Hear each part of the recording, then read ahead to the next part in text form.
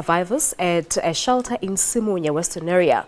The purpose of the dialogue was to create space for women survivors of abuse to narrate their experiences as they enter the criminal justice system and also suggest possible support mechanism for the victims. The dialogue is one of the activities organized by the Department of Justice and Constitutional Development as part of the broader program to promote a victim-centered justice system. We joined in our studios in Parliament by the Justice and Constitutional Development Minister, Michael Masutha. Minister Masutha, very good morning to you and thank you so much for your time. Good morning and greetings to all the viewers. Thank you very much indeed, Minister. Now talk to us about the dialogue. Did the department perhaps see a gap or a need to come up with such a program for the victims? Well, first of all, let me say that the visit to shelters and specifically interacting with victims of crime who prefer to refer themselves as survivors was a first and a unique one. Firstly, that in that shelters, about 77 of them throughout the country, are not run by the Department of Justice, but the Department of Social Development. However, the people that they host are generally clients of the Department of Justice, in that very often they are people who have escaped severe forms of domestic and sexual violence, which calls for the justice system to respond and to come to their avail and protection. So that was unique about it, and it was a way of also strengthening the partnership between ourselves as justice and social development in particular, and of course other stakeholders. Now, this new partnership, Minister, between your department and the National Shelter Movement, what are the aspirations of this new partnership? Well, the idea is to facilitate and develop a transversal system of support.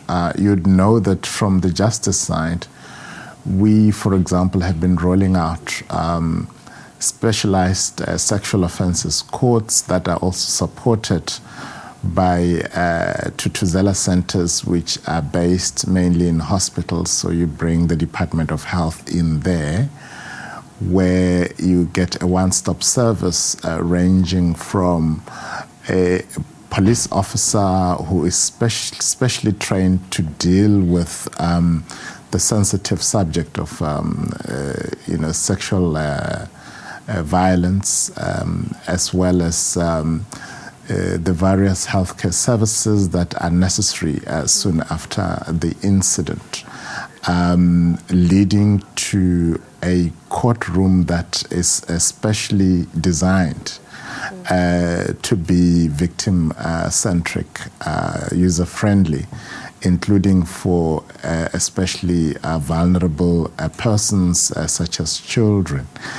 So the idea really is to have a seamless system of support and assistance to victims of sexual violence and domestic violence that is a full service, if you like. All right. Now, your department also came up with what you call a personalized safety plan. Has it been distributed as we speak, Minister, and how are women finding it?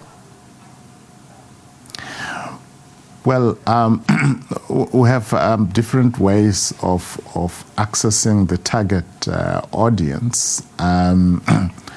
As the Department of Justice, our communication strategy includes, as we interact with the target audience, sharing with them these toolkits, if you like, where, for example, you would have, I don't really want to go into the details because of the sensitivity of some of the techniques that are being used, which obviously you wouldn't want the the target users of some of the services to be exposed as a result. But there are various ways in which women at risk especially are trained and are exposed to various methods of being able to protect themselves and to respond to situations, preferably at a preventative level, before a worse scenario actually takes place. All right, but in this instance, Minister, who can be a victim of domestic violence? It could be anybody. It could be a man, it could be a woman. Some of the experiences that were shared, for example, were really strange, because you have a couple that have had a loving, caring relationship for over 20, 30 years, and suddenly things just go wrong. You have situations where a spouse would be a darling to the children, but give their other spouse a hell. And you begin to wonder, where do the split personalities come from? But it is in the nature of the psychosocial nature of the problem. Yes, that makes it even more complex to identify, to manage. And the other problem, of course, is that victims very often, or survivors very often, don't realize that they are in a crisis, and they sometimes blame themselves, sometimes they think that that's how life should be. And it takes a bit of effort. Yeah, it takes a bit of effort to seek help and to try and extricate yourself out of a situation. But can you really say that are we seeing light, Minister, at the end of the tunnel with regard to winning the battle against the scourge of domestic violence here in South Africa? Well, the problem is quite acute and widespread, and it comes in different forms. It ranges from situations where you have communities that are gang infested, where you find the most severe forms of violence against women, against communities generally, to family situations where people who are in a caring and loving relationship suddenly turn on each other and, adopt such a hostile, attitude that could even lead to death if intervention does not happen soon enough. All right, Minister, that's where we're going to leave it, but thank you so much for your time.